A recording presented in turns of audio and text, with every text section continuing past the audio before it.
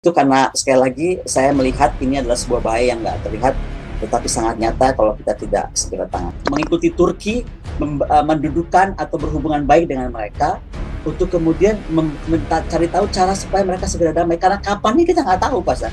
Saya cuma cerita ini adalah perkembangan yang orang overlook karena orang cuma sibuk melihat gambar-gambar lalu lantaknya gedung gitu atau orang berdarah itu kan lebih lebih parah.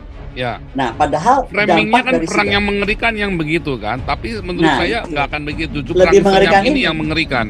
Oke, Ibu Koni, 3 pertanyaan dulu. 1, dari semua data dan pengalaman Ibu Koni dan reaksi-reaksi dari negara-negara yang pernah berinteraksi dengan Ibu Koni tentang berita ini, karena ini sudah pernah difilmkan juga di Netflix ya, Black Crab itu ya, The Black Crab dari Swedia itu ya. Ini benar-benar dia tunjukkan tadi ya yang penemuan sebelum kejadian penemuan senjata biologi Ukraina itu, Black Crab itu udah bikin filmnya tuh. Ya, dan itu ternyata kejadian di depan mata deket tempat saya lagi kan. Nah, itu kapan itu? Kira-kira akan meledaknya kapan? Kalau begini tuh kira-kira kapan? Kedua, apakah mungkin Rusia dan Amerika ini benar-benar akan konflik terbuka, ya tentu saja bukan dengan ledakan-ledakan tadi ya, tapi dengan kiriman surat itu kan, kiriman surat tapi dalamnya ada bakterinya begitu kan, sarin misalnya, sarin ya. Iya, sarin ya. Gitu kan, karena itu kan pernah terjadi di Jepang tapi kan terus hilang kan, waktu di Jepang dulu yang ada gas tertawar itu ya. Kan pernah terjadi tahun berapa tuh, tahun 90 kalau nggak salah. Terus yang ketiga, terus kita rakyat kecil bisa apa nih kita nih? Berdoa.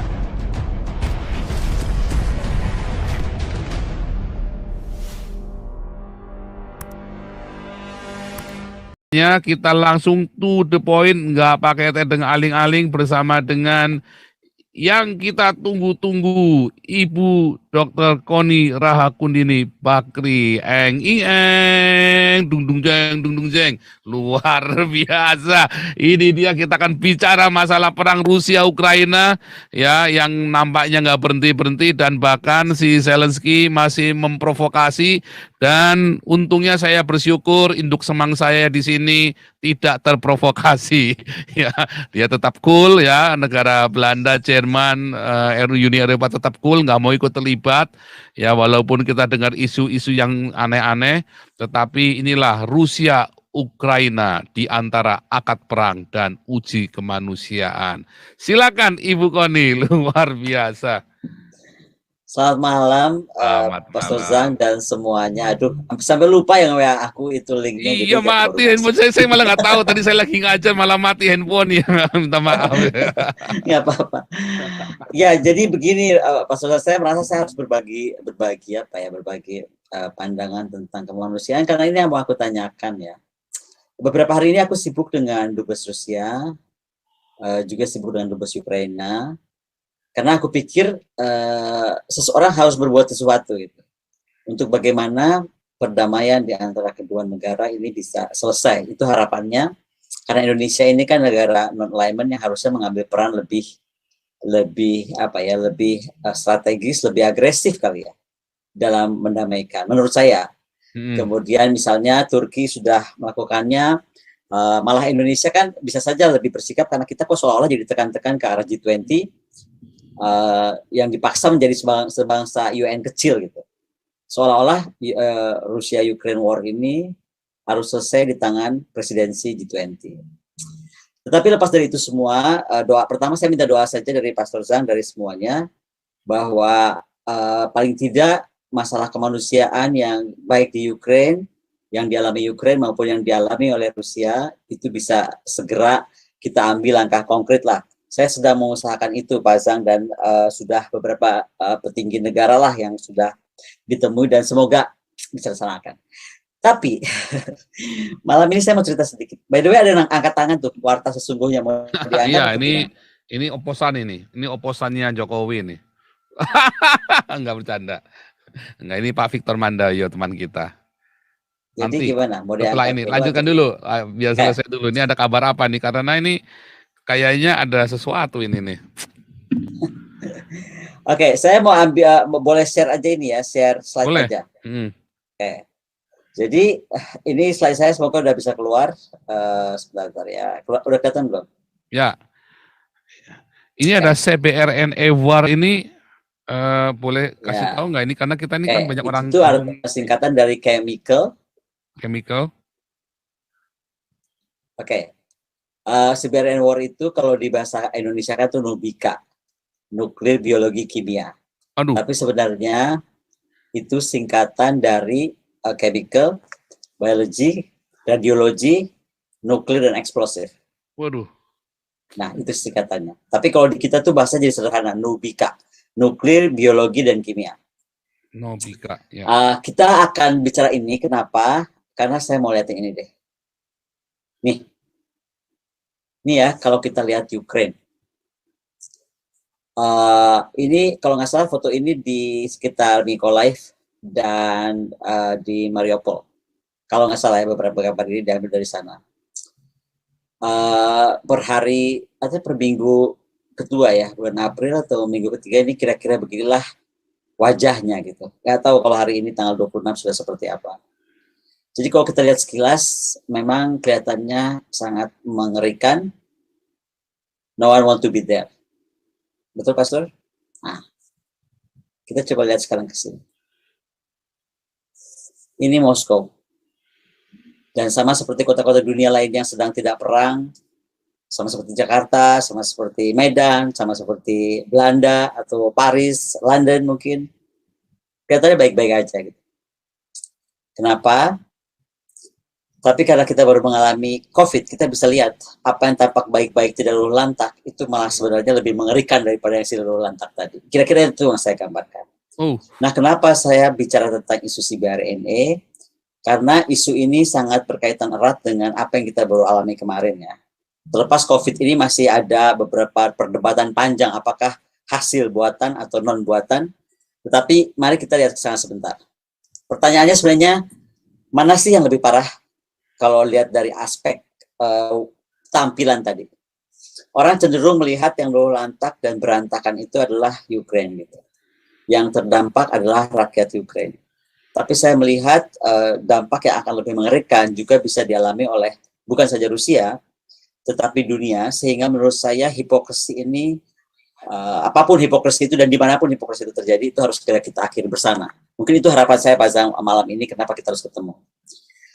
Saya harus menyampaikan sekali lagi bahwa terkait CBRNE, selama dia masih terdengar atau terlihat, itu sebenarnya dampaknya itu biasa aja, atau low impact gitu. Tetapi kalau sudah tidak terasa, tidak tersentuh, and hard to smell gitu kan, itu dampaknya sebenarnya udah medium to high risk gitu. Jadi kalau kita masih dengar beleduk gitu, duar gitu, ya oke, parah, tapi itu nggak separah sama apa yang tidak terasa. Ngeri kan? Makanya tentang masalah notifikasi, proteksi, isolasi, rekognisi itu menjadi penting. Nah, saya mau ingat aja ya, ini nih saya ambil salah satu news di tahun 2017. Sudah diprediksi, ternyata global CBRN defense market itu baik secara deteksi, proteksi, dekontaminasi, ya kan, dan simulasi serta training itu oleh aplikasi militer ataupun sipil itu ternyata sudah diprediksi penggunaannya itu akan increase. Kita ingat ya, COVID itu terjadi 2019, Pak Zak. Ramalan ini menunjukkan increase dari penggunaan tadi proteksi, dekontaminasi, deteksi dan lain-lain alat militer dan non-militer di North Amerika, Eropa, Asia Pasifik, Middle East, Afrika dan South Amerika sampai 2023. Saya nggak tahu nih, ini pakai ilmu doa mengukur naik 5% penggunaan ini, pakai ilmu cenayang atau pakai teknologi. Tapi apa yang diprediksi di 2017 ternyata 2019 terjadi dan sampai mungkin tahun depan masih terjadi, gitu kan? Atau lebih. Nah, sekarang kita ingat nggak saya pernah paparkan ini? Fakta satu bahwa sebenarnya kalau kita lihat corona yang kemarin ya, itu kan ada IPB telah kerjasama dengan Jepang di tahun 2012 sampai 2016. Dan memang ada 4 jenis virus corona yang ditemukan di kelelawar. Itu fakta satunya. Jadi memang dalam riset itu ditemukan itu memang bawaan alam gitu. Oke. Tapi ada fakta 2 menunjukkan sebenarnya dari mantan perwira CIA Philip Giral yang menyatakan bahwa virus ini tidak terjadi karena proses alami, tapi itu mutasi genetik. Sengaja diproduksi, dan itu kenapa misalnya satu-satunya negara yang paling terkena dampak adalah China. Dia tulis ini di Strategic Culture Foundation, jadi bukan dokumen rahasia, dokumen terbuka. Oke. Nah, jadi sekarang kita masuk ke perang biologi lah. Perang biologi ini perang apa sih? Dia itu perang kuman gitu. Dia menggunakan racun biologis, ya kan? Bisa ke hewan, bisa ke manusia, bisa ke tanaman, bisa berproduksi seperti jamur, bakteri, virus, bahan beracun gitu kan? Atau juga misalnya oleh organisme hidup. Tapi bioweapon atau bioagent ini hidup atau replikasi entitasnya itu memproduksi dan atau mampu beraplikasi pada korbannya. Apakah pada tanaman, apakah pada hewan, apakah pada binatang. Makanya sulit sekali untuk diobati karena dia akan berkembang biak cepat lah. Makanya saya bilang anggap aja apa yang terjadi seperti COVID atau anggap aja COVID itu betul. Anggap aja betul adalah buatan. Ya kira-kira dampaknya seperti itulah, ya kan? Nah, kenapa senjata ini menjadi sangat populer? Karena dia tuh murah sekali. 1 gram botulinus itu membunuh 10 juta orang. 1 gram saja membunuh 10 juta orang. Dan 3 juta kali lebih kuat daripada senjata kimia yang paling baik. Kalau kita perang konvensional nih, perangnya Rusia terhadap Ukraina misalnya, itu mahal banget karena per kilometer itu $2.000 penggunaan alutsistanya. Kalaupun Rusia mau pakai senjata nuklir masih mahal, $800 gitu. Tapi ini kalau saya bilang kalau. Nah, kalau pakai senjata biologi murah banget $1 per kilometer persegi. Makanya kenapa ini menjadi apa sih kalau dibilangin oleh orang-orang tuh senjata paling murahnya manusia paling susah lah, itulah kira-kira bahasanya, karena menarik. Nah, kalau kita bicara misalnya takut-takuti oleh masalah nuklir gitu, nuklir ini kira-kira dampaknya 10 kiloton bom ya, itu kira-kira 98% kematian atau 50% kematian daerah orange ini, 90% di sini kan, daerah itu seginilah kira-kira. Tapi kalau biological weapon dengan 10 kg saja, dampak itu akan lebih besar. Nah, makanya biological warfare ini dianggap bisa menghapus populasi dalam hitungan detik sebenarnya. Dan kenapa sekarang sangat populer di organisasi teroris atau milisi-milisi domestik atau lone wolf, itu sudah kita deteksi banyak menggunakan itu. Dan kemajuan ilmu pengetahuan ini menyebabkan konvergensi biologi dan kimia ini diikuti kemampuan biologi sintetis yang akhirnya membuat potensi itu menjadi lebih besar. Itu tadi saya bilang, jadi poor man's nuclear weapon karena murah tadi kan. Kalau kita lihat di Google aja lah, apa sih negara-negara yang punya possible chemical and bioweapon? Algeria, Israel, South Korea, Kanada, bla bla bla ya. Indonesia nggak ada, Ukraine nggak ada. Oke, betul nggak sih? Tapi nggak juga gitu. Kalau kita lihat di sini, sebenarnya mungkin masalah Namrud ya. Kita mungkin karena masalah Namrud itu kita dianggap menjadi countries with chemical and biological weapon. Okay. Nah, masalahnya adalah kemudian si bioweapon ini berkelindan dengan weapon of mass destruction lainnya. Yaitu si Facebook, si YouTube, si Twitter, yang baru dibeli Elon Musk. Mantap banget itu. Cash loh dia bayar, ya kan? Maka ini menjadi lebih berbahaya. Orang sedang misalnya dites genomic reset gitu kan. Padahal itu adalah salah satu hal yang mudah untuk nanti kita matikan atau kita membuat kepuruan etnis kalau kita mau. Dengan kita ikut-ikutan genomic reset ini. Okay. Makanya dianggap the most lethal weapon of the 20th century. Okay, itu yang ngomong sudah banyak. Saya nggak sebutkan siapa. Nah, Desember 2018, kita ingat ya, COVID itu 2019. Desember 2018, Trump itu menandatangani undang-undang melawan weapon of mass destruction yang memberikan wewenang pada lembaga Subcontractor of Weapon of Mass Destruction. Intinya bagaimana mengaktifkan mitra operasional, mendorong kesiapan menghadapi ancaman nuklir, kimia, biologi, dan keamanan kesehatan lainnya. Lembaga yang terkenal itu namanya NBACC. Ini lembaga yang dibuat untuk melindungi seluruh masyarakat as dari ancaman perang biologi dengan melalui dari mulai kesiapan intelijennya, kemudian responnya, karakterisasinya, dan lain-lain. Pokoknya bertujuan mengantisipasi, identifikasi, dan menilai ancaman, kemudian memperkuat pendeteksian, dan yang paling penting adalah sinkronisasi air counter weapon of mass destruction, dan bagaimana cetak biru keamanan kesehatan serta eksekusinya. Oke?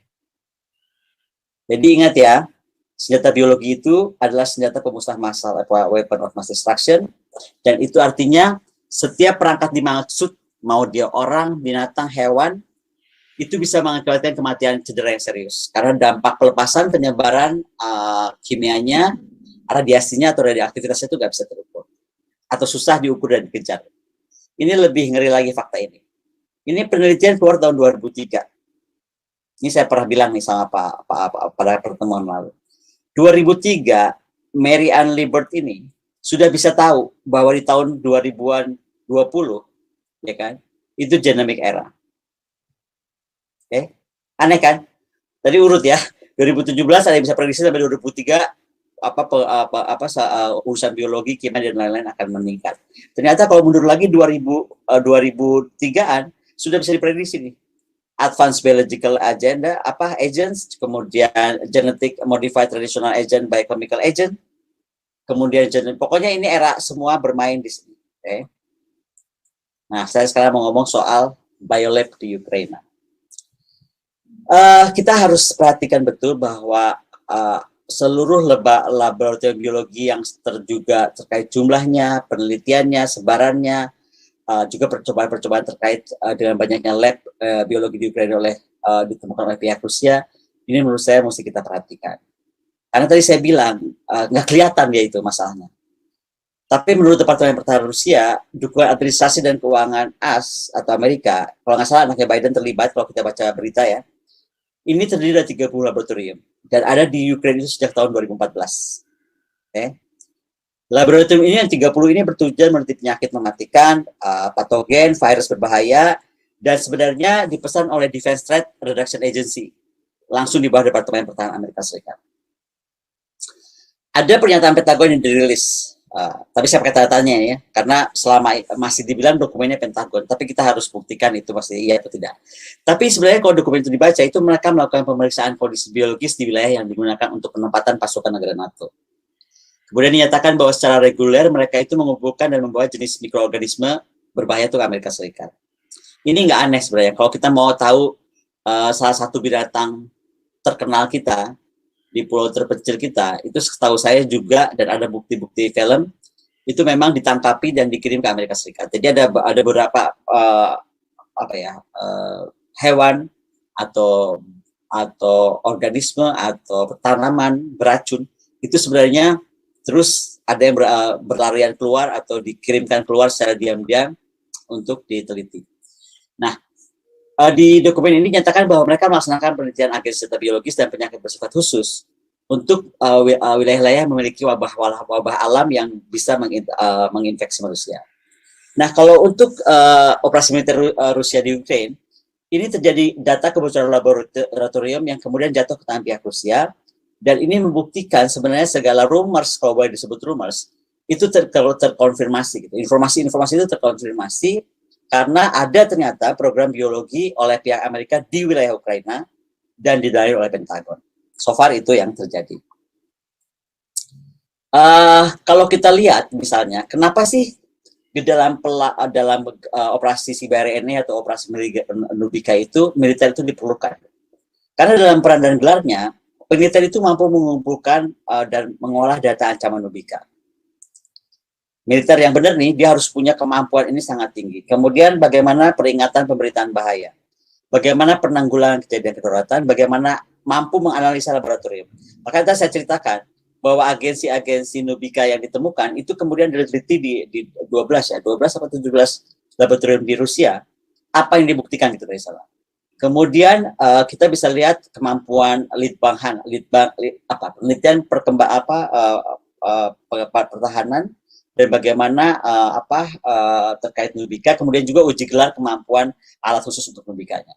Jadi intinya militer itu punya manajemen kedaruratan untuk perang CBRN. Itu kenapa dalam perang modern atau perang hari ini dan ke depan kemampuan CBRN itu semakin harus ditingkatkan gitu. Karena kita sudah nggak tahu dengan perkembangan teknologi tadi, maka si CBRN ini bisa berkembang lebih cepat dan lebih menyebar lebih parah karena kita nggak tahu jatuhnya ke tangan siapa gitu. Karena teknologi komunikasi yang semakin mudah. Jadi sekarang belajar bikin bom, belajar bikin biological testing atau apapun itu bisa lewat YouTube kalau mau belajarnya ya sampai bikin apapun itu. Nah, Militer itu penting karena dia bisa memahami lingkungan, memahami ancaman, memahami kerentanan, kemudian bagaimana kemampuan militer untuk mengontrol, mengalahkan, melumpuhkan, dan kalau bisa menghancurkan ancaman si BRN itu sendiri. Dan bagaimana sebenarnya yang paling penting adalah kekuatan mengelola resiko dan konsekuensi. Ini yang mesti kita tahu. Karena kalau terkait Nubika atau terkait si BRNE, sama seperti kemarin COVID, kita kan bisa lihat tuh, mana sih daerah kontaminasi, kemudian mana sih daerah warm yang disebut entry corridor, kemudian dekontaminasi zones-nya. Nah, bagaimana di daerah yang aman tuh untuk tidak tertular ada command center yang kemudian juga didukung oleh support function and zones. Saya cuma mengingatkan ini, jika terbukti di Ukraine itu laboratorium yang ditemukan itu tidak terjaga baik atau tidak bisa dikontrol dengan baik, maka area dari penyebarannya itu yang tadinya misalnya ditargetkan ke Rusia itu mungkin akan bisa lebih bablas gitu.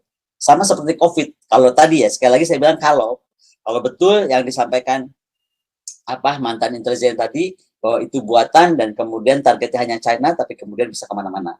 Maka ini juga demikian, kalau memang si BRNE, biological lab di Ukraine itu, kalau betul juga didanai oleh Amerika Serikat, kemudian anaknya Biden terlibat, apakah kemudian kita harus membayangkan kira-kira entry koridornya itu akan menyebar kemana? Gitu. Decontamination zone-nya sampai kemana? Command area sampai kemana? Karena sampai ini habis ini saya akan cerita apa yang sebenarnya digunakan di sana. Gitu. Oke. Temuan pakar BRNE Rusia, sebenarnya sejak 24 Februari kemarin itu Kementerian Kesehatan Ukraine telah memberikan arahan agen-agen biologi ini ataupun rekaman tentang itu dihilangkan. Dan sebenarnya kalau di mata Rusia ini sepertinya Washington dan juga pihak Kiev ini sangat takut pakar-pakar Rusia membuktikan bahwa ada bukti-bukti tidak terbantah tentang dokumen upaya peningkatan sifat patogen mikroorganisme dengan penggunaan metode biologi sintesis. Gitu. Dan ini sebenarnya sudah diingatkan Moskow berkali-kali, sama seperti diingatkan Moskow berkali-kali untuk misalnya NATO tidak mengundang Ukraina masuk ya, tapi itu is another thing. Tapi intinya adalah bagaimana Moskow telah memperingatkan bahwa Amerika dan Ukraina ini secara sistematis telah atau sedang melakukan pelanggaran konvensi tentang pelarangan pengembangan produksi dan penimbunan senjata bakteriologi ataupun biologi dan racun. Misalnya saja ada temuan namanya kode proyek UP4. Tujuan proyek ini adalah menentukan sebenarnya potensi-potensi yang bisa berpotensi besar terkait penyakit burung yang berbahaya dan juga bagaimana potensi yang untuk mendestabilisasi suasana epidemiologi di wilayah tertentu. Jadi bisa ditarget nih. Kalau misalnya target di wilayah Rusia yang mana gitu. Nah, tujuan lainnya adalah bagaimana penelitian jalur migrasi burung untuk menentukan jenis burung apa dan yang mana melewati wilayah Rusia. Ini kalau perang biologi itu udah keren banget begitu loh, udah memperhatikan hal-hal seperti itu. Kemudian ada fakta penangkapan burung-burung di wilayah Rusia yang kemudian diangkut ke Ukraine dengan monitor rute perjalanan pulang mereka, itu sudah bisa direkam gitu kan. Kemudian tempat kumpul burung itu ditentukan dan di mana kemudian mereka ditulari patogen tertentu, patogen-patogen berbahaya itu sudah juga ditemukan. Dan sekali lagi itu membuktikan bahwa ahli biologi militer Amerika dan Ukraine sepertinya hendak memakai burung sebagai senjata penularan massal. Jadi burung akan dipakai sebagai alat penularan. Gitu. Nah ini menurut Rusia ini adalah cara perang yang sangat nekat dan tidak bertanggung jawab karena sekali lagi meluncurkan senjata hidup ini pasti akan kehilangan kontrol. Gitu. Penyebarannya yang tidak saja akan cuma ke wilayah target tapi akan lintas regional, lintas kawasan atau malah mendunia, exactly mungkin seperti COVID. Kemudian sampel biometrik. Di Ukraina ini mengirimkan sampel biometrik secara reguler kepada manusia dan organisasi di luar negeri, di luar Ukraina yang berminat. Di antaranya adalah bagaimana item-item serum darah etnis Slavia. Ini menunjukkan pada para ahli laboratorium AS di Ukraina itu mengadakan penelitian tentang pengaruh patogen manusia berdasarkan faktor ras dan etnis. Ini membuktikan juga minat penciptaan senjata biologis yang secara selektif bertujuan untuk melawan etnis tertentu. Saya harus cerita ini, kenapa? Karena ternyata perang itu, sekali lagi harus saya cerita, sudah sampai tahap yang orang biasa menganggapnya masih kayak tadi tuh. Lantak, bom gitu, berantakan, itu lebih parah, mengerikan. Saya mau cerita ini akan lebih mengerikan daripada itu, karena sekali lagi tidak terlihat, tapi etnis yang ditarget itu bisa hilang. Dokumen-dokumen juga, sayangnya tadi kalau Pak Sur bilang di Jerman belum ada suaranya, atau tidak ada yang terlihat bikin deg-degan Pastor Sang, tapi sebenarnya kalau dari dokumen yang ditemukan, terlihat Jerman juga terlibat dalam program biologi militer di sana, di Ukraine, dan juga bagaimana menggunakan potensi penyakit mematikan seperti demam berdarah Crimea dan Kongo. Dan itu dilakukan dengan cara Institut Obat Tropis Bernard Noah di Jerman, itu kerjasama dari Pusat Kesehatan Umum Kementerian Kesehatan Ukraine, di mana pihak Ukraine dalam kerjasama ini diwajibkan mengirimkan sampel darah etnis Slavia dari wilayah-wilayah berbeda di seluruh area tersebut. Saya nggak tahu dan seberapa jauh keterlibatan Jerman. Kita di sini nggak bahas itu, tapi saya lebih menggambarkan bagaimana ketika kepentingan negara itu bisa melakukan apa saja. Itu yang kira-kira saya ceritakan lah. Misalnya saja kalau dari pihak Jerman itu Rusia menemukan ada orang-orang Jerman atau tokoh Jerman mengunjungi rumah sakit di Kiev, Odessa, dan Lviv secara bertahap mempelajari ciri khas penyakit penduduk setempat dan didanai oleh Kementerian Luar Negeri dan Bundeswehr Jerman. Dan tindakan Jerman yang bersifat tertutup dan rahasia ini membawa ancaman seperti halnya eksperimen biologis yang kemudian sebenarnya harus diteliti dan diminta pertanggungjawabannya oleh semua institusi penting dunia ini ya, termasuk pertemuan tingkat tinggi di PBB. Wakil Menluas misalnya Victoria Nuland dalam pidatonya di Kongres juga mengakui sebenarnya adanya laboratorium Amerika di Ukraina. Jadi bukan rumors ya. Tadi kan saya masih ngomongnya hati-hati karena pasti ada orang wah ini kayak rumors. Ternyata enggak. Saya sampaikan lagi Wakil Menlu Amerika sudah menyatakan betul bahwa mereka ada laboratorium di Ukraina dan tapi menolak tuduhan penciptaan senjata pemusnahan massal. Mungkin nanti kita lihat. Ancaman bagi dunia, yes, ancaman bagi dunia. Kenapa? Misalnya saja Menteri Luar Negeri Tiongkok, Wang Yi, menyatakan keprihatinan mendalamnya terhadap program biologi militer Amerika tersebut. Dunia itu harus menuntut Washington, menurut Wang Yi ya. Dunia harus menuntut Washington untuk mengungkapkan informasi tentang tujuan, misi, dan isinya, serta menyampaikan apa sih inisiatif untuk melakukan inspeksi internasional bagi objek-objek biologi militer Amerika, bukan saja di Ukraina, tapi ini akan dituntutnya di seluruh dunia. Gitu. Mungkin termasuk Namru akan diteliti lagi, saya nggak tahu. Kemudian dokumen yang diungkapkan, misalnya membuktikan secara nyata fakta penciptaan senjata biologis jenis baru di 30 laboratorium di Ukraina yang dibuat atau dikerjasamakan bersama Amerika Serikat tersebut. Dan kegiatan biologi militer di Amerika di Ukraina ini melanggar konvensi tentang pelarangan pengembangan, produksi, dan penimbunan senjata bakteriologi dan racun, juga tentang pemusnahannya. Sekali lagi, ini tidak saja merupakan ancaman bagi Rusia, tapi juga negara-negara di seluruh dunia. Nah, proyek semacam ini sebenarnya telah dilaksanakan berkali-kali ya. Kalau dilihat tuh, Amerika tuh dinyatakan berkali-kali membuat ini, misalnya ketika Colin Powell 5 Februari 2003, dalih menyerang Irak, kemudian beberapa warga sipil setengah juta ya, 500.000 warga sipil itu meninggal 2017. Kemudian ada foto-foto Helmet kemudian dari sampel dugaan serangan sarin, yang kemudian menyebabkan serangan rudal di Syahrat di Suriah. Ini kalau kita mundur ke berita-berita lama ya. Kemudian 2018 pementasan anak Suriah yang diduga keracunan klorin, kemudian hancurnya pusat penelitian ilmiah di Barzeh dan Jamra. Jadi kalau kita lihat sebenarnya sampai hari ini belum pernah ada pihak yang diminta pertanggungjawaban atas provokasi di Sarin, saat provokasi di Syahrat, di Barzeh, di Jamra di era-era tahun 2017-an itu. Nah, sebenarnya kalau kita lihat beberapa dokumen juga akan terlihat bahwa sepertinya Ukraina ini secara serius mempertimbangkan menyerang fasilitas penyimpanan limbah radioaktif di bekas pabrik kimia Prinovsky di desa Kamyovsky di wilayah di Prostresovsk, yang atau lah baca gimana. Pokoknya ada beberapa dokumen menunjukkan itu lebih ke sana gitu. Dan bagaimana kemudian Rusia ini memiliki dokumen yang mengkonfirmasi kondisi kritis fasilitas penyimpanan pengeluaran dana yang dialokasikan oleh Uni Eropa untuk pemeliharaan fasilitas tersebut. Ada skenario yang ditemukan namanya skenario Vostal, tapi ini kemudian bisa digagalkan oleh Rusia. Karena kenapa digagalkan? Karena ini diduga secara terang-terangan ini menjadikan penggunaan senjata pembunuh massal di area pertempuran yang kalau skenario ini dilakukan, ya kan, ketika serangan secara konvensional itu gagal, maka Slaviansk dan Kramatorsk itu akan deploy dengan senjata pemusnahan massal ini. Maka probabilitas tinggi penerapan senjata kimia ini juga sebenarnya dikonfirmasi oleh fakta pasokan banyak sekali terdata pasokan penangkal zat racun ke Ukraina masuk ya. Dan di tahun ini juga sebenarnya permintaan Kementerian Kesehatan Ukraina lebih dari 220.000 ton atropin itu menunjukkan bahwa ada persiapan mencakup penggunaan zat lumpuh saraf beracun. Jadi ini kalau kita lihat perang, ternyata intelijen itu penting banget ya, karena kayak gini nih ke data nih dari GPS, dari satelit, bagaimana pergerakan apa kemana gitu. Ternyata ya. Nah, saya cuma mau ingat aja tentang protokol Jenewa. Sebenarnya terkait perang ini yang dari abad-abad dulu ya. Kalau zaman dulu tuh mungkin zaman baheula aja banget tuh orang mati dibusuk, diambil, dipanah, itu ditembakkan ke lawan. Ini kalau zaman purba ya perangnya. Tapi ternyata itu berabad-abad itu digunakan dan semakin mengerikan.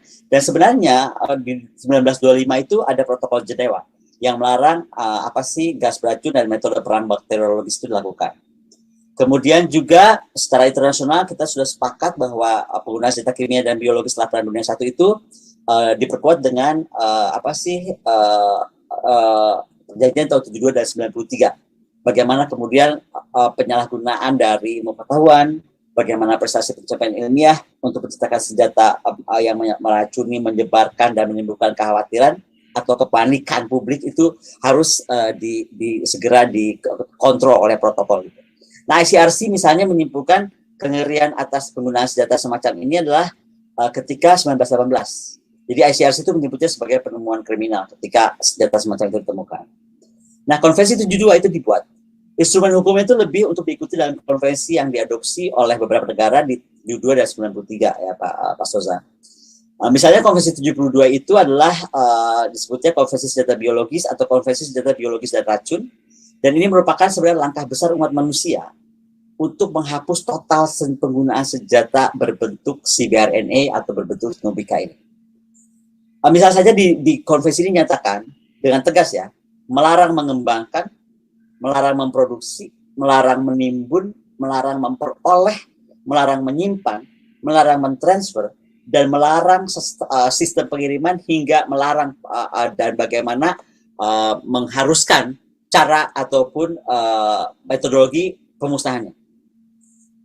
Jadi kemudian konvensi ini ketika dirilis 72 itu juga diwajibkan setiap negara memperlakukan undang-undang nasional untuk kemudian mengambil konvensi 72 untuk ditegakkan dan bagaimana menegakkan larangan tadi, melarang akan mengembangkan, memproduksi, menimbun, memperoleh, menyimpan, mentransfer dan bagaimana mengirimkan. Anehnya nih per hari ini tidak dicantumkan tentang larangan penggunaan. What a hypocrite story ya, 72 loh. Melarang mengembangkan, melarang memproduksi, melarang menimbun, melarang memperoleh, melarang menyimpan, melarang mentransfer, melarang mengirimkan, ya kan, dan mengatur bagaimana memusnahkan, tetapi tidak pernah mencantumkan tentang larangan penggunaan. Nah, ini yang kemudian mungkin membuat kita semua tertegun. Dan kita harus lihat ada hoax versus facts ya. Federasi Rusia itu telah menghancurkan arsenal kimianya pada 27 September 2017. Rusia punya ternyata. Tadi saya bilang kan ada beberapa negara yang tadi saya sebut yang ke Indonesia nggak ada, Ukraina nggak ada, ternyata punya kan. Nah, di situ pun kalau nggak salah Rusia nggak ada, tapi ternyata dia ada dan dia sudah hancurkan itu pada 27 September 2017 dan dikonfirmasi oleh sertifikat OPCW. Ini adalah sertifikat yang menunjukkan bahwa semua itu sudah di-destroy gitu kan, atau dilumpuhkan atau dilemahkan. Nah, Amerika adalah satu-satunya negara pihak konvensi senjata kimia yang masih memiliki agen perang kimia dikompresi. Dan diduga tuh beratnya masih sekitar 672 ton. Kemudian ada pernyataan CIA tentang penggunaan nuklir oleh Rusia, itu kayaknya nggak mungkin. Kenapa? Karena misalnya tingkat atau aturan teknis sistem pemantauan uji nuklir internasional ataupun pengadaan uranium itu pengontrolannya sudah sangat ketat. Kayaknya agak susah gitu kalau untuk melakukan sesuatu yang tidak terdeteksi. Kalau nuklir ya, gitu. Kalau nuklir nih, tahun 72 jumlah laboratorium biologi Amerika diduga itu tidak tertangani oleh negara lain. Okay. Dan menurut Kementerian Luar Negeri Cina, Washington itu mengendalikan sekitar 336 laboratorium di 30 negara. Jadi kalau 30-nya tuh ada di Ukraine, 306-nya tuh ya kita harus cari tahu ada di mana. Apakah di Indonesia masih ada atau sudah hilang atau ada tapi kita nggak tahu gitu kan. Nah, ratifikasi senjata kimia dan racun ini pertentangan dan kewajiban internasionalnya. Kemudian Amerika ini telah mempertahankan perundang-undangan domestik yang mengizinkan senjata biologis. Dan Amerika Serikat telah meratifikasi protokol Jenewa di 1925 dengan sejumlah reservasi. Intinya adalah bagaimana memperbolehkan penggunaan senjata kimia dan toksin. Oke, tadi kan saya ingatkan kan, kalau lihat protokolnya itu mengembangkan, produksi, nimbun, peroleh, menyimpan, transfer nggak boleh. Tapi ternyata Amerika Serikat meratifikasi protokol Jenewa dengan reservasi untuk penggunaan senjata dan toksin. Jadi di bawah undang-undang Amerika terkait memperkuat Amerika menghambat tindakan teroris, di situ undang-undang yang digunakannya lah, gitu, alat undang-undangnya. Maka penelitian biologi diizinkan dengan persetujuan pemerintah Amerika Serikat. Dan individu itu terlibat dalam penelitian tersebut tidak boleh bertanggung jawab, atau dia akan bebas atau kebal lah kalau bahasa hukumnya, kebal hukum pidana untuk mengembangkan senjata tersebut. Gitu. Dan pemblokiran dilakukan terhadap Amerika terhadap rakasa internasional untuk verifikasi konvensi senjata biologis merupakan perjanjian internasional tentang non-proliferasi senjata, itu juga dilakukan Amerika, gitu kan. Nah, disinyalir Januari 2022 Ukraina membeli lebih dari 50 perangkat yang dapat digunakan untuk formulasi biologi dan kimia beracun. 21 April 2022, berapa hari lalu tuh ya, sekarang kan tanggal 26 ya, 5 hari lalu, kontainer dengan ampul diarahkan ke posisi pasukan Rusia dari drone dengan rencana pembunuhan yang akan menyebarkan reaksi kimia disusul ledakan dan kebakaran. Jadi drone itu diatur sedemikian rupa membawa ampul tertentu, tapi ampul itu juga ketika sampai efeknya itu ada ledakan dan kebakaran. Seperti inilah kalau kita lihat film James Bond kali ya, habis dibaca beritanya luar hancur gitu. Tapi kalau ini efeknya, ceritanya adalah efek ledakan itu akan menyebarkan racun tersebut gitu. Nah, kalau kita lihat isi ampul itu ada analisa yang dilakukan di 27 laboratorium ilmiah Kementerian Pertahanan Rusia, itu membuktikan kandungan bahan biologi dan kimia beracunnya. Ternyata itu belum pernah dikenal, alias baru. Nah, per hari ini kita harus ingat juga Amerika adalah satu-satunya negara dunia yang pernah menerjunkan atau melakukan bom nuklir atau 3 jenis senjata pemusnah massal tersebut. Bom nuklir kita ingat dijatuhkan Amerika di Hiroshima dan Nagasaki. Bahan kimia beracun dilakukan di Vietnam, dilakukan juga di Irak. Dan semua kejahatan itu nggak pernah ada yang hukum. Tidak ada presiden Amerika yang dihukum seperti Putin. Tidak ada warga negara Amerika Serikat uangnya dirampok seperti warga negara Rusia yang uangnya dan asetnya 8 triliun dolar kemudian di-freeze oleh negara barat. Dan untuk mendiskreditkan operasi militer khusus Rusia, misalnya Kiev ditengarai mampu melakukan skenario bagaimana malapetaka lingkungan dan kemanusiaan itu akan terjadi. Jadi saya cuma mau tutup paparan saya tuh malam ini dengan begini. Kalau ditanya kenapa saya concern sekali dengan perang Rusia, kenapa saya concern sekali tentang Ukraina, kenapa saya mencoba dekat dan berdiskusi langsung dengan dubes Rusia, debat dan diskusi langsung dengan dubes Ukraina, karena menurut saya posisi non-alignment Indonesia itu harus kita gunakan. Non-alignment movement itu bukan kita menarik diri dan kemudian pura-pura nggak lihat, pura-pura bego atas apa yang terjadi, atau pura-pura bermain aman, nggak mau ikut campur gitu, tapi dalam arti yang salah. Kenapa? Karena sekali lagi kita jangan tertipu oleh mata. Secara tampilan dampak mengerikan terlihat di rakyat Ukraina, itu betul. Tetapi secara fakta dampak lebih mematikan itu akan dialami oleh rakyat Rusia. Dan kalau si BRNE ini tidak bisa dikontrol, sekali lagi seperti pandemi COVID contohnya, saya nggak bilang pandemi itu buatan sekali lagi ya, nanti saya dianggap penyebaran fitnah lagi. Tapi ada kemungkinan dia buatan, sesuai dengan beberapa argumentasi, maka menurut saya kita mungkin sudah waktunya merenung, apa kita harus tetap diam gitu, untuk kemudian membantu atau melakukan sesuatu agar perang ini berakhir. Karena sekali lagi kemanusiaan itu ternyata nggak diukur dari tampilan perang atau hasil perang yang kita lihat hari ini, tapi dari hati dan jiwa manusia-manusia yang menggerakkan perang itu terus berlanjut, dan kita punya tanggung jawab untuk bersama menghentikannya. Saya kira itu, Pak Zhang, karena sekali lagi ancaman dari bioweapon ini terus muncul sebagai akibat dari kemudahan akses informasi. Tadi saya bilang ada YouTube, ada Twitter, ada segala macam.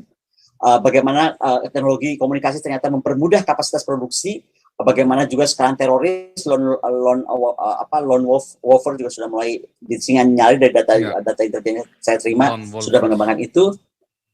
Ya, diperlukan segera aksi rancang tanggap bersifat preventif, protektif. Indonesia perlu melakukan inovasi teknologi. Protokol sipil dan militer harus dilakukan di dunia ini, doktrin militer dalam frame kerjasama nasional, regional, internasional. Dan bagaimana sekali lagi peran PBB dalam konsultasi, monitoring, verifikasi, dan pencegahan itu tidak boleh memihak siapapun karena kita mendirikan PBB itu untuk semua. Saya ingat pidato Bung Karno ya, ketika PBB tidak menjalankan fungsinya, maka yang dihancurkan bukan saja mimpi manusia, tapi adalah the humanity itself. Ya. Saya mau tutup di situ karena sekali lagi saya melihat ini adalah sebuah bahaya yang nggak terlihat, tetapi sangat nyata kalau kita tidak segera tangani. Terima kasih. Lebih dari yang diharapkan. Saya tidak menyangka sampai sejauh ini ya, malam ini kita bicaranya. Ibu Koni, saya punya 3 pertanyaan sebelum yang lain bertanya. Yang bertanya mohon tampakkan semua wajah-wajahnya ya, karena kita menghargai tamu istimewa kita malam hari ini. Jadi wajah-wajah tak tampak tidak boleh bertanya. Ya, oke Ibu Koni, 3 pertanyaan dulu. 1, dari semua data dan pengalaman Ibu Koni dan reaksi-reaksi dari negara-negara yang pernah berinteraksi dengan Ibu Koni tentang berita ini, karena ini sudah pernah difilmkan juga di Netflix ya, Black Crab itu ya, The Black Crab dari Swedia itu ya. Ini benar-benar dia tunjukkan tadi ya, yang penemuan sebelum kejadian penemuan senjata biologi Ukraina itu, Black Crab itu udah bikin filmnya tuh. Ya, dan itu ternyata kejadian di depan mata dekat tempat saya lagi kan. Nah, itu kapan? Kapan itu? Kira-kira akan meledaknya kapan? Kalau begini tuh kira-kira kapan? Kedua, apakah mungkin Rusia dan Amerika ini benar-benar akan konflik terbuka? Ya, tentu saja bukan dengan ledakan-ledakan tadi ya, tapi dengan kirim-kiriman surat itu kan, kiriman surat tapi dalamnya ada bakterinya begitu kan. Sarin, misalnya sarin ya. Iya, sarin gitu kan. Karena itu kan pernah terjadi di Jepang tapi kan terus hilang kan. Waktu di Jepang dulu yang ada gas tertawar itu kan. Kan pernah terjadi tahun berapa tuh, tahun 90 kalau nggak salah. Terus yang ketiga, terus kita rakyat kecil bisa apa nih kita nih? Oke, yang kita saya jawab dari yang ketiga. Ini kan bingung kan mesti ngapain kan? Saya jawab dari yang ketiga dulu deh. Iya. Karena saya jadi bingung juga yang rakyat kecil siapa, yang rakyat besar itu siapa gitu. Karena menurut saya rakyat besar tuh banyak bisa melakukan sesuatu tapi kok diam aja gitu. Saya boleh cerita ya. Kalau kita sekali lagi saya mengenal Rusia kecil dan Ukraina kecil karena saya hanya berhubungan langsung dengan para dubesnya ya di sini. Dua-duanya orang yang sangat menarik, orang yang sangat pintar, orang yang sangat bersahaja, gitu.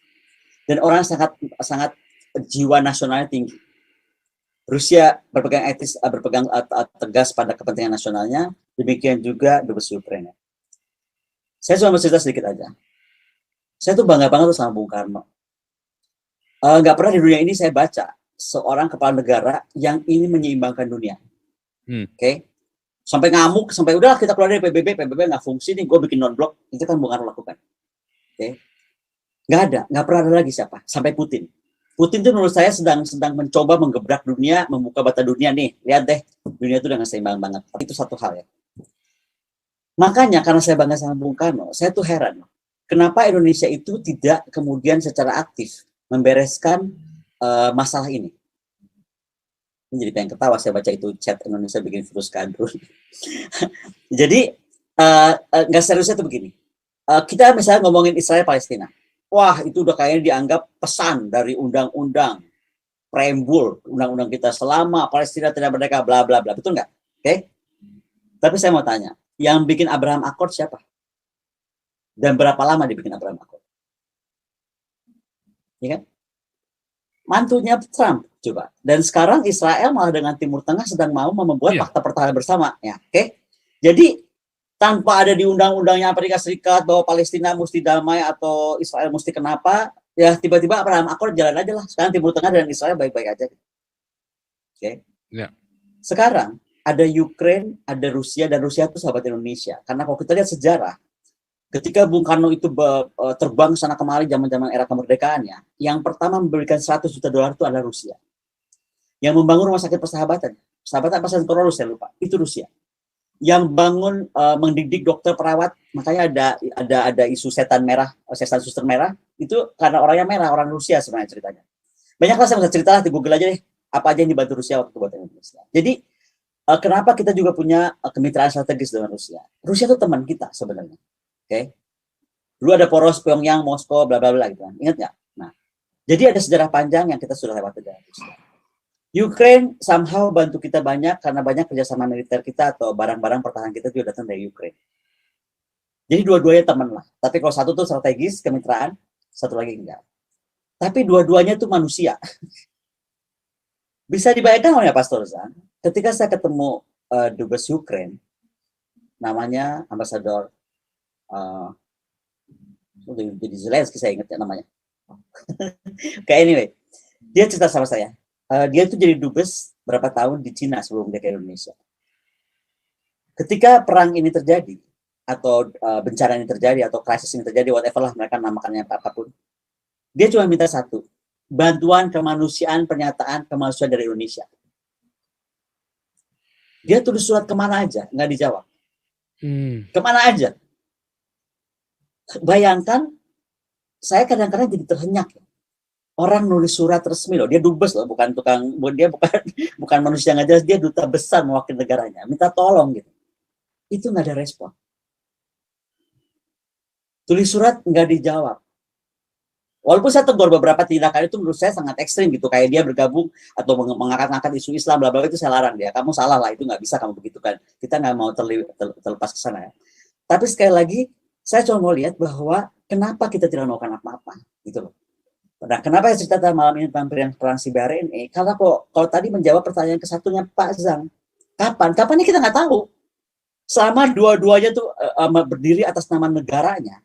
Yang paling bahaya kan itu, ketika kita sudah yakin betul itu, maka dia akan melakukannya gitu. Contoh tadi, semua apapun yang dilakukan Ukraine dengan Amerika terhadap rencana pemusnahan etnis lah, atau menggunakan burung terbang ke sana kemari tadi, atau ikan lah, kalau nggak salah saya juga dapat data tentang ikan. Itu kan kalau satu titik kita nggak bisa kontrol. Sama seperti sekarang adanya COVID gitu. Nah, makanya untuk mencegah perang nuklir terjadi, dan menurut saya perang nuklir itu nggak akan mungkin, masih jauh lah, karena tadi kita bisa lihat betul kok, reaktor atom kita ini, kita punya reaktor atom 3 ya.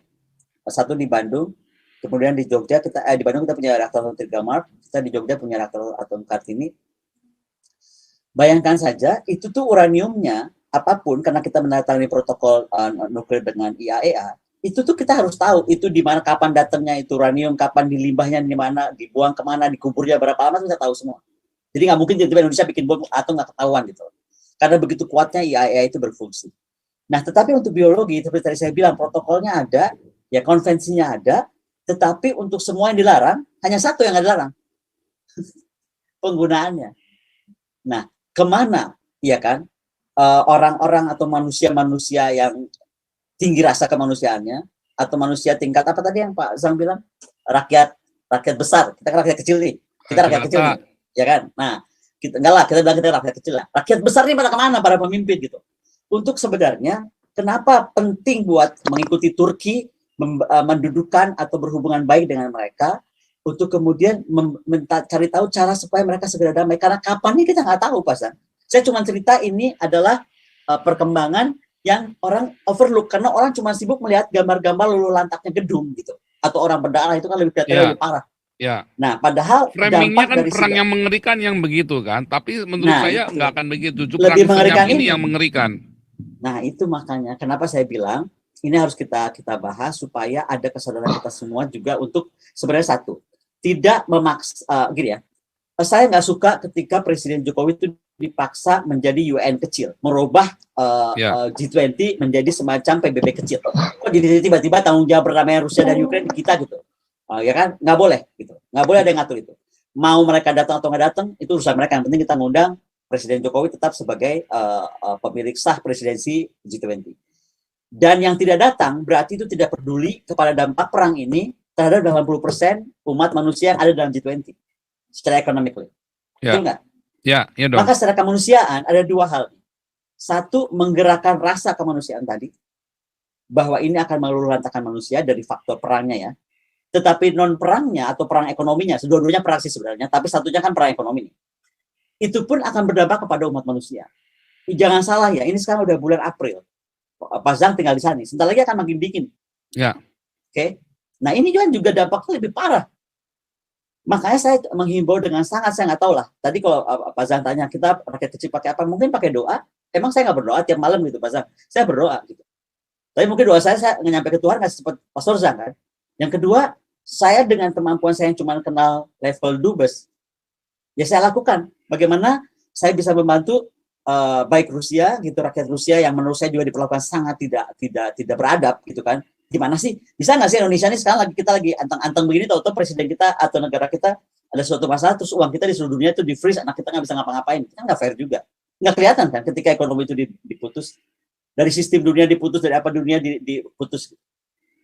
Nah, jadi siapa bilang rakyat Rusia nggak terdampak sangat. Gitu.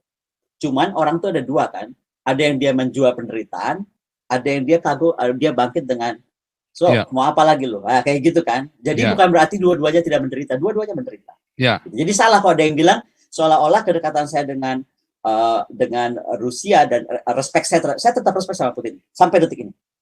Karena menurut saya dia sedang mencoba memperlihatkan dunia tentang warna dunia yang selama ini orang tidak mau buka atau tidak mau lihat. Dia membongkar kemunafikan dunia sebetulnya. Hipokrasi dunia. Makanya saya berharap dia malah menggantikan Presiden Soekarno yang bisa menggebrak PBB untuk bertindak sebagai PBB gitu kan.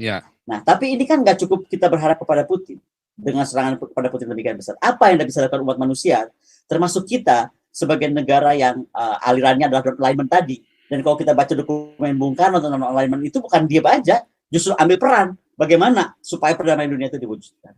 Itu, Pak Zang. Moga-moga menjawab 3 pertanyaan tadi. Atau jangan kapan deh, bila mana deh. Ya, ciri-cirinya apa, tanda-tandanya apa?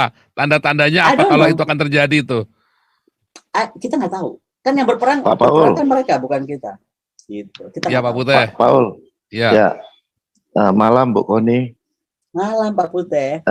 Jadi yang begini seharusnya Ibu tafsirkan dalam beberapa bahasa, Bu ya. Karena perang yang paling bahaya hari-hari ini adalah perang informasi melalui media, Bu.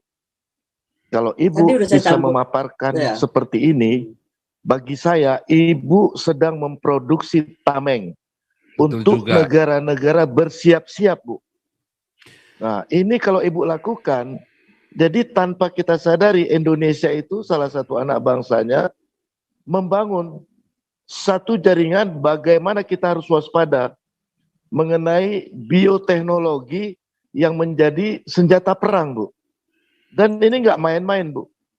Kita baru asap aja dari Pulau Sumatera, Singapura sama Malaysia pusing. Ya, jadi mungkin kalau bisa kita bikin sekali lagi pakai bahasa Inggris. Nanti kita relay di Amerika sama di Australia. Semua YouTube boleh merelay. Jadi kita bikin dalam bahasa Inggris, tapi kita sepotong aja. Misalnya 45 menit, 1 jam dan maksimum, nggak usah pakai tanya jawab kebanyakan. Pokoknya kita bikin live dan kita relay. Sekali lagi, saya kira itu akan sangat efektif sekali. Saya sampai merinding ya dengernya begini, sampai merinding juga loh. Bu, benar, sepakat Pak Paul. Ini jadi produksi tameng dari Indonesia, Pak. Ini yang kita bisa lakukan sebagai rakyat kecil. Komunikasi kita ya, semua dalam Inggris. Inggris, tapi dunia melihat persahabatan yang Indonesia kerjakan dengan 2 negara itu, ternyata kita membangun tameng untuk global, Bu. Untuk global, Bu. Ini bahaya sekali, Bu. Ya, melindungi umat manusia seluruh dunia, betul. Sebenarnya itu yang saya ingin dibantu. Yang paling bermasalah kan Eropa, Bu. Sama wilayah timur Asia sana, Bu. Jadi itu udara itu kan berputar seperti kita Malaysia, Singapura sama Indonesia. Tapi kalau di sana itu dekat-dekat sekali, Bu. Jadi tinggal angin barat, angin timur aja ini, Bu. Tapi kemudian in English pertanyaan, pemaparan, dunia global akan melihat, Bu. Tapi saya kira pemaparan tadi itu sudah cukup tajam sekali, sampai speechless juga. Ya, itu nanti kita ulangin lagi. Oke, risetnya sudah diterima Pak Putih. Kita lanjut ya.